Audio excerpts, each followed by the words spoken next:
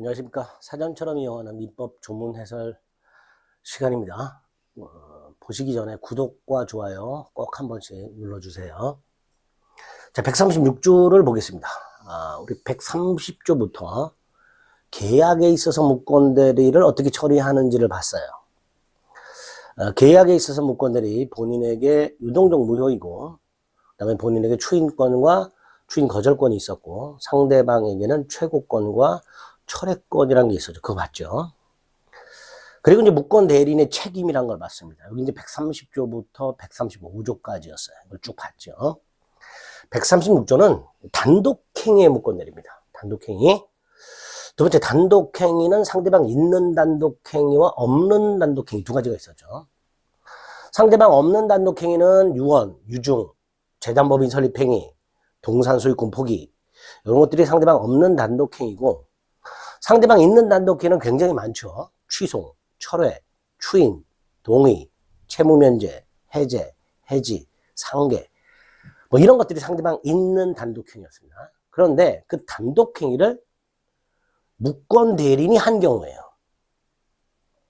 예를 들어 상대방 없는 단독행위 무권 대리다. 뭘 생각하면 될까요? 권한이 없는 자가 갑으로부터 아무런 권한을 부여받지 않은 을이 갑의 재산을 가지고 갑의 이름으로 장학재단법인 같은 걸 설립했다. 그러면 상대방 없는 단독행위 무권대리 이렇게 말할 수 있죠. 반면에 상대방 있는 단독행위 무권대리는 쉽게 생각하시면 돼요. 계약을 해제할 권한이 없는 자가 본인을 대리해서 계약을 해제를 한 경우, 또는 계약을 해제할 권한이 없다면 상대방의 해제 의사표시를 수령할 권한도 없죠. 근데 그 아무런 권한이 없는 자가, 수령 권한이 없는 자가 상대방의 해제 의사표시를 수령한 경우, 이런 것들이 상대방 있는 단독행위 무권대리가 될 겁니다. 그 상대방 없는 단독행위 무권대리와 상대방 있는 단독행위의 무권대리 중에서 상대방 있는 단독행위 무권대리, 그거를 우리 민법이 규정하고 있습니다. 그게 136조입니다. 그래서 일단 136조 조문의 취지는 단독행위 중에서 상대방 있는 단독행위 무권대리, 얘가 있죠? 계약을 해지할 권한이 없는 대리인이 계약을 해지한 경우, 이런 경우에 어떻게 처리할 것인가를 규정하고 있습니다. 반면에 136조는 상대방 없는 단독행위 무권대리는 규정을 두고 있지 않아요. 즉 136조는 상대방 있는 단독행위에 관한 규정입니다. 따라서 상대방 없는 단독행위 무권대리, 얘가 나오죠? 이거 시험에 나온 적 있죠? 을이 아무런 권한이 없이 갑의 재산을 가지고 갑의 이름으로, 이 대리행위죠, 재단법인을 설립한 경우, 이런 경우가 상대방 없는 단독행위 무권대리가 될 겁니다.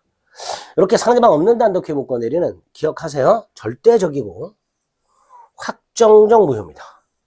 따라서 본인은 추인을 할 수가 없습니다. 이거 미리 생각하시고 조문을 해석하시면 됩니다. 자, 단독행위에는, 조문에 보면 단독행위에는 이라고 시작하죠. 이 단독행위는 상대방 있는 단독행위는 이란 뜻입니다. 계약의 해제라든가 계약의 취소 같은 것들. 그 단독행위 할 당시에 예를 들어 갑을 대리해서 병과 매매 계약을 체결한 대리인을, 자, 우리 대리권의 범위에서 봤죠. 계약 체결 대리권 속에는 계약을 체결하고 계약 금중동은 잔금을 수령할 권한까지 있었죠. 그러나 그 대금 지급 기일을 연기해 줄 권한은 없었고요.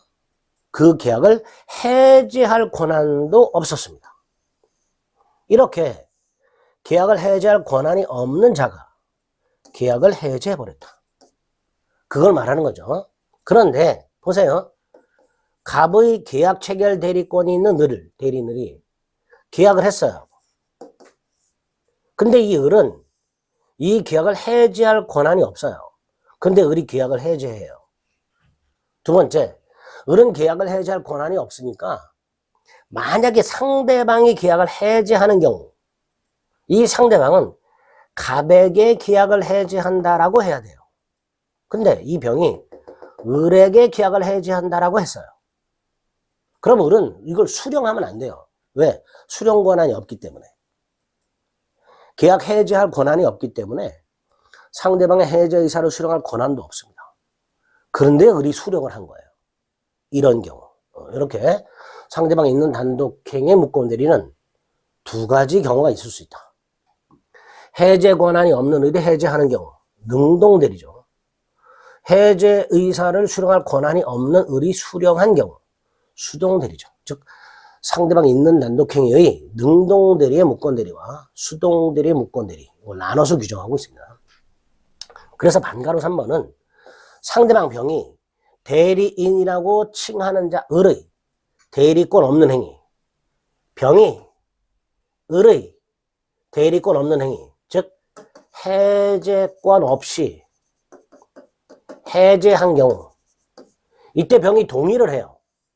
동의했다는 건 알았다 이런 뜻이에요. 즉 을이 병에게 계약을 해지한다 라고 했을 때 병이 알았다, 이게 동의입니다.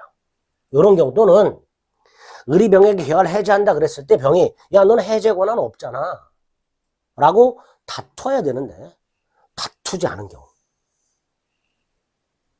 이 경우에 앞에서 봤던 130조부터 135조까지의 계약의 무권대리 규정이 있었죠. 그걸 적용하겠다 이런 뜻이에요. 이게 능동대리의 무권대리죠. 그게 3번, 4번입니다. 5번은 대리권 없는 자 을에 대해서 그 을의 동의를 얻어 단독행위를 했다. 누가? 병이. 자, 병이 단독행위했다는 건 병이 을에게 계약을 해지한다 이렇게 한 거예요. 병은 누구한테 해야 돼요? 갑에게 해야 돼요. 갑에게. 병이 을에게 계약을 해지한다라고 했을 때 을은 이걸 수령할 권한이 없어요. 근데 을이 수령을 했어요. 알았다. 이게 을의 동의를 얻었다 이런 뜻입니다. 이렇게 반가로우는 수동대리의 무권대리를 규정하고 있는 거예요. 을은 계약을 해지할 권한이 없기 때문에 만약 병이 을에게 계약을 해지한다는 의사를 표시한 경우 을은 그 병의 해제 의사 표시를 수령할 권한도 없어요. 그런데 을이 수령을 했어요. 수동대리의 무권대리죠. 이렇게 136조는 상대방 있는 단독행위에 능동대리의 무권대리와 수동대리의 무권대리를 규정하고 있고, 능동대리의 무권대리는 상대방 병이 동의한 경우, 알았다라고 한 경우뿐만 아니라 을에게 해제권이 없음을 다투지 않은 경우, 두 가지. 이 경우에 계약의 무권대리를 규정하도록 하고 있고요. 수동대리의 무권대리는 상대방이 무권대리인에게 해제 의사 표시할 때 무권대리인 알았다, 동의한 경우, 요 경우에 계약의 무권대리 규정을 준용하도록 하고 있습니다. 이게 136조의 취지입니다. 정리 한번 읽어보시면 될 것이고요. 기출 간단합니다.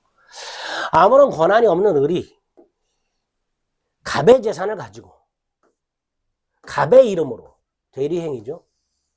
재단법인을 설립했다.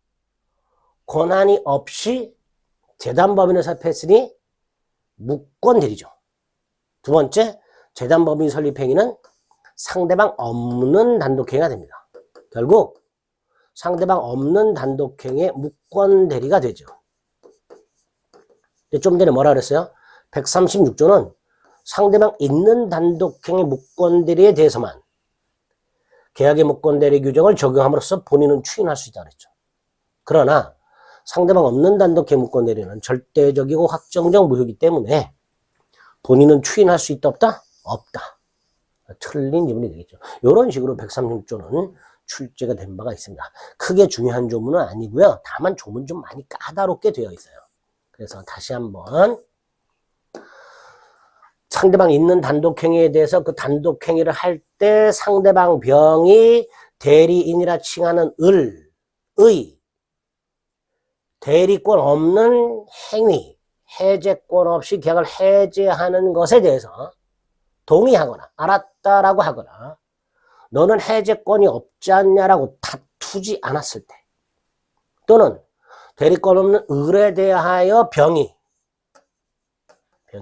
상대방이 그 을의 동의를 얻어서 계약을 해지한 경우, 즉 병이 을에게 계약을 해지했더니 을이 알았다라고 수령한 경우, 이런 경우에 전 6조, 즉 130조부터 135조를 적용함으로써 그 중에 중요한 거, 본인은 추인할 수 있다.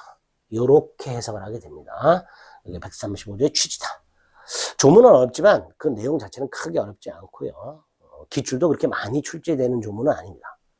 꼭 기억할 거, 상대방 없는 단독행위 무권 대리는 추인할 수 없다.